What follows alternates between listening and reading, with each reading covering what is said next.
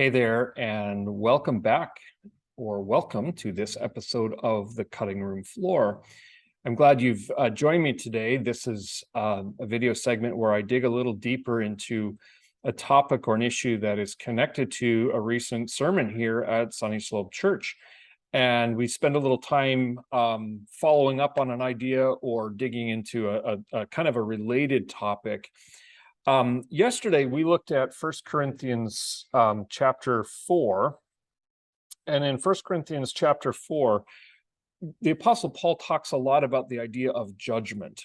And he speaks about the return of Jesus and how that relates to how we judge ourselves. And one of the things that we said in the message was, if we know how God judges us, and ultimately if we are secure in God's judgment of us in Christ, that actually liberates us. That actually sets us free to live in a way where we aren't so worried about how other people might be seeing us or evaluating us. One of the things that I think people, if you are not a person of faith, the idea of judgment actually seems, it seems almost scandalous. It seems like sort of reminiscent of, the old fire and brimstone vision of God, the God who's always angry and just wants to, wipe innocent, poor people off the face of the earth. And for that reason, one of the big objections that people have to Christianity is they don't like the idea of an angry, judgmental God. And if that's what God is like, then they don't want to have anything to do with him. And so on that basis, people will reject Christianity. Now, on the one hand, I want to say that there's something about that makes some sense, right? In other words, if God is like that, if he is this angry, fire and brimstone, judgmental sort of person, then why in the world would we want to have anything to do with him? I want to actually provide maybe two responses to that, and that I think at least might give sort of a second thought as to why the idea of judgment is actually really good news, and why it's something that maybe is compelling, even if you are not a believer. So I really just want to give two reasons for that. The first is this: the idea of judgment provides it provides a means by which the injustices of this world can be rectified. In other words, even people who are not of faith, even people who are not of a believing background, you reject the idea of God.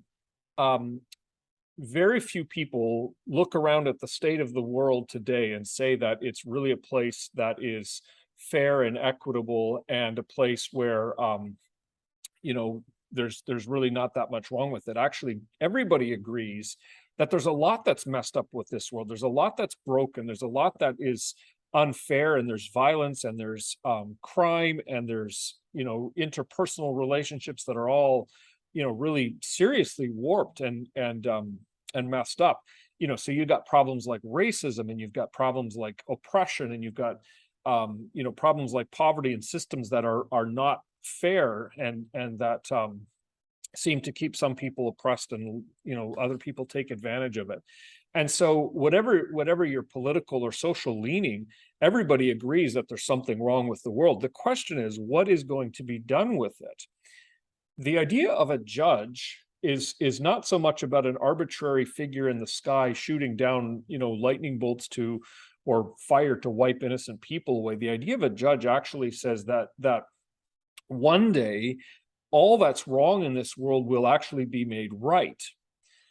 One of the problems with our justice system and with social structures is that there are a lot of people that get away with a whole lot of stuff, right? Sometimes criminals they find a loophole, or they are able to pay a high-priced attorney that can in turn help them get through and escape punishment, while an innocent person is sent away to prison for life. And so there's all these injustices. Now, that's just the limits of the systems that we have. That's not even necessarily corruption or intentionality. It's just sometimes the way that our system is structured.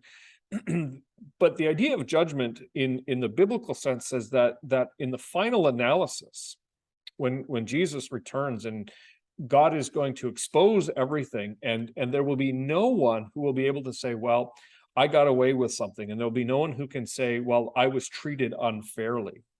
So the idea of justice and judgment says that God hates evil. He hates injustice. He hates oppression, and he intends to do something about it. He intends to rectify it. He intends to make the crooked straight, and he intends to make the rough places plain.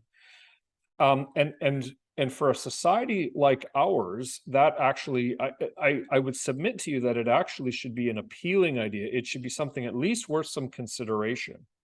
Because if you take God out of the equation, then you have a system, as it were, that I think I would argue that far more evil is tolerated and accepted and is never dealt with, right? Far more people will get away with evil and corruption and violence and injustice than the Christian point of view, which says that all people will be held accountable. So that's the first reason. I think the first reason that even if you are a non-believing person, at least the idea of judgment is worth a second look. It's worth consideration. It gives you the good news that evil will one day be dealt with once and for all.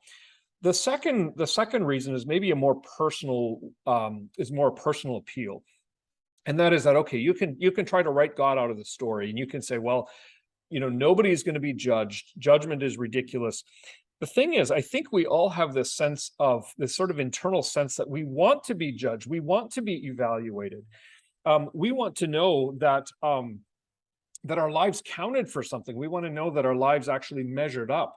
We long to hear approval. We long to hear a voice that looks at us and can consider everything in our life, everything that we've ever done, everything we've ever thought or said or spoken or desired, and can look at that and say, that was good.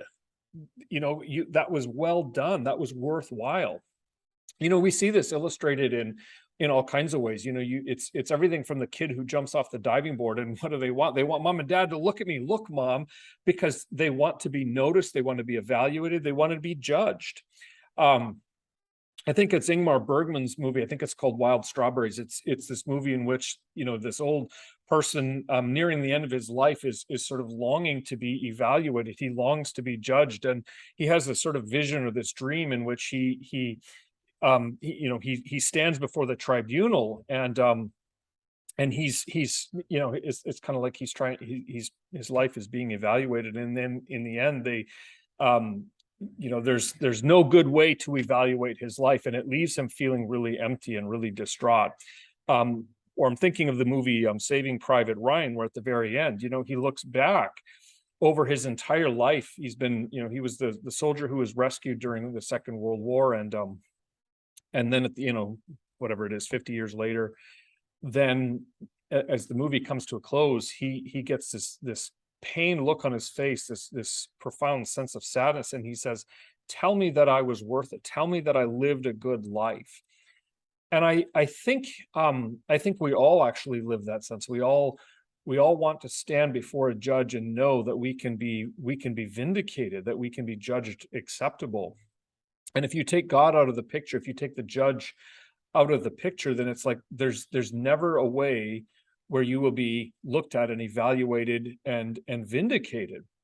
And so the Christian story says there's a way that you can live your life such that it will be judged. Now, the idea of judgment in the Christian narrative and in the Christian story is always tied to how God sees us at the cross. And so the idea is that it is through the work of Jesus at the cross that gives us the basis to be judged and vindicated. It's not on the basis of how we live our own life, but it's on the basis of what Jesus has done. And that's a way that says you can live your life in a way that God will look at you and smile upon you and say, well done.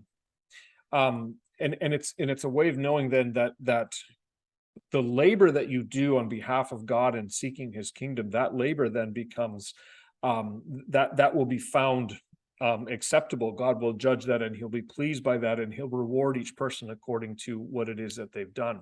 So the idea of judgment offers that assurance that there's a way that we can know that our life counts for something, and a way that we can know that our life matters. So judgment is not always, it's not always the most popular idea. Sometimes it's a stumbling block even for Christians, but I want to suggest to you that it's that there is something compelling about it. There is something attractive and appealing. Thanks for watching, and we'll pick it up and see you next time.